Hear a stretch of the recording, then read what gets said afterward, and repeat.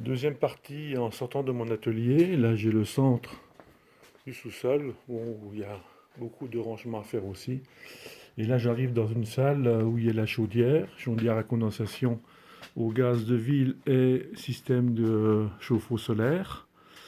Ici, j'ai mon four de trempe qui est isolé bien comme il faut et qui a été complètement modifié au niveau de la régulation pour assurer une température précise.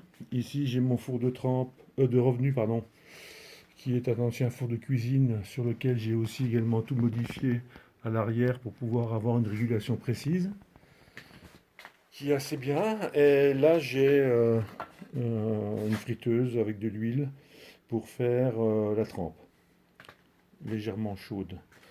Des plaques d'aluminium pour la trempe sous plaque. Et à côté, donc j'ai un ancien local où il y avait dans le temps le charbon. Donc c'est pour ça qu'il y a un mur de séparation qui sépare la salle de la chaudière de la salle là. Et là, j'ai tout un stock de bois avec des carrelets, des grosses pièces en bois pour du tournage. Il y a du frêne, du pommier, du chêne-liège, différents éléments. Il y a aussi, vous voyez de ce côté-là, tout du CAD, plus ou moins gros. Ici, il y a du buis. Et là, il y a tous des rondins qui ont été prédécoupés de différents bois pour faire des démonstrations, faire des champignons, faire des trucs rigolos. Ici, j'ai aussi des gros morceaux de buis qui m'ont été donnés par des gens, des copains qui ont été attaqués par la pyrale. Donc, ils m'ont donné ça. Voilà. Donc, vous voyez ici tous des rondins de bois, il y a de l'if, il y a du cerisier, il y a du cadre, il y a du frêne, voilà, du boulot.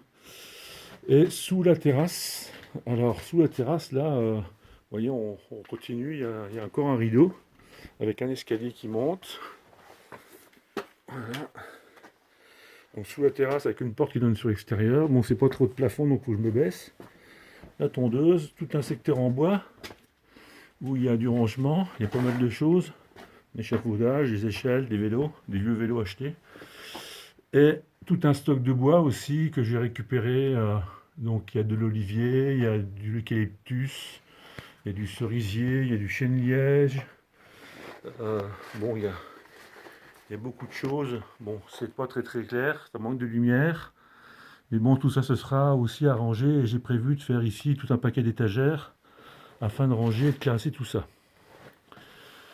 Donc, dans l'idée, la première chose qu'il va falloir faire, c'est faire des étagères partout pour pouvoir ranger avant de jeter. Donc j'ai prévu mettre des étagères ici, mettre des étagères là, partout. Ce qui va me permettre de pouvoir trier mon bois, le ranger comme il faut dans une salle qui n'est pas trop chaude mais qui n'est pas froide non plus. Abattre le mur ici, donc qui sert à rien. Ouvrir cette ancienne porte qui mène dans mon atelier qu'on a vu en premier.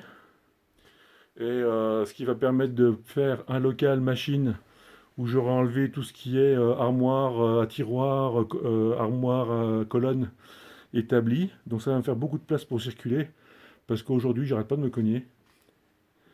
Et puis de ce côté-là, donc il y aura tout le rangement. Là je vais enlever cette vieille armoire là, puis je mettrai l'établi ici. Ce qui fait que j'aurai beaucoup plus de place et surtout une bonne séparation des choses.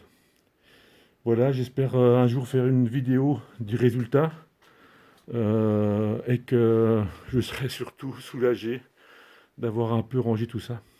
À une prochaine les amis, bientôt. Au revoir.